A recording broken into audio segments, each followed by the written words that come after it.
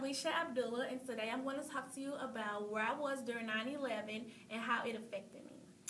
In 9/11, I was in the third grade. I was in school actually, sitting next to my teacher, and I was writing a paper about something. And when it came on television, I remember everyone looking at the television, and everyone was like, "Oh my goodness, like this is so bad." It was a tragic incident that happened. Well, I really didn't know what was going on. I didn't really care, actually. And I just looked at the television and I kept writing. It didn't really affect me at the time, but how it affected me long term was, well, I'm going to give you some background information. My last name is Abdullah, which means that my father, he's a Muslim. And you know that everyone believes that Muslims were the terrorists, which they were, I guess, overseas they were. But in America, they were not because they were here. But the reason why it affected me was because oftentimes I am criticized because my family are Muslims, and I'm criticized as well because I have a Muslim last name. So it affected me because when they talk about Muslims in a bad way, and they say, well, Muslims, they are wrong and their religion is this and that, I disagree and I take it to heart because they are talking about the ones that I love the most. And so that is how 9/11 affected me, because it gave everyone an outlook on Muslims as bad people.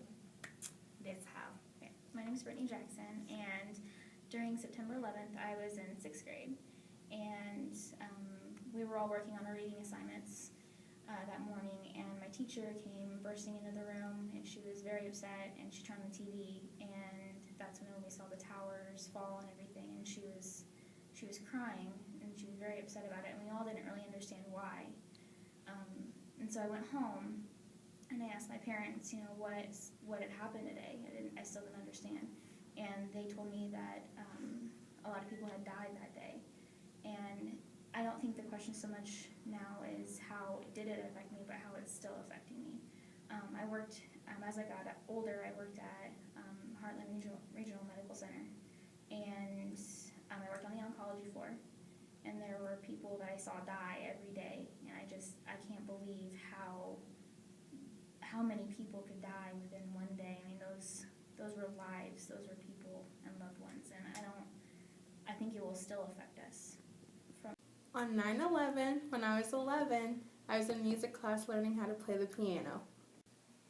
On September 11th, I was in my 7th grade class, and I went to school at St. Francis Xavier Church, and my feelings that day were, I didn't really know what was going on. I didn't really fully understand until I actually went home and talked to my parents, and they explained to me like how serious it was.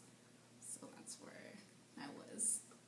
I was at work at the Missouri Veterans Home in Cameron, and we were getting ready to go to break when there was a teleprompter in the dining area, and all of the veterans were surrounding it as the second plane flew into the tower. Hello, I'm Colton Shores, and I was in my 2nd grade classroom on 9/11, and it affected me because my aunt was in the lobby of one of the Twin Towers.